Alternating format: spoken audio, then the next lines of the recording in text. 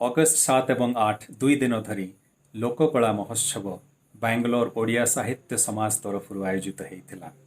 ଏଥିରେ ଆମର କଳାକାରମାନେ ଓଡ଼ିଶାର ଅତି ପ୍ରାଚୀନ କଳାକୁ ପ୍ରଦର୍ଶନ କରିଥିଲେ। ଦାସକାଠିଆ, ବାଘ ନାଚ, ଘୋଡ଼ା ନାଚ ଇତ୍ୟାଦି ବହୁ ପୁରାତନ କଳା ଆମେମାନେ ଏହି ଲୋକକଳା ମହୋତ୍ସବରେ ଭର୍ଚୁଆଲି ଦେଖିବାର ସୁଯୋଗ ପାଇଥିଲୁ। ବହୁ ବ୍ୟକ୍ତି ଭାରତ ଏବଂ ବହିର୍ଭାରତରୁ ଓଡ଼ିଆ ଏବଂ ଅଣ ଓଡ଼ିଆ ସମସ୍ତେ ଏହି କାର୍ଯ୍ୟକ୍ରମରେ ଯୋଗଦାନ କରିଥିଲେ ଏବଂ କାର୍ଯ୍ୟକ୍ରମର ଭୁରି ଭୁରି ପ୍ରଶଂସା ମଧ୍ୟ କରିଥିଲେ।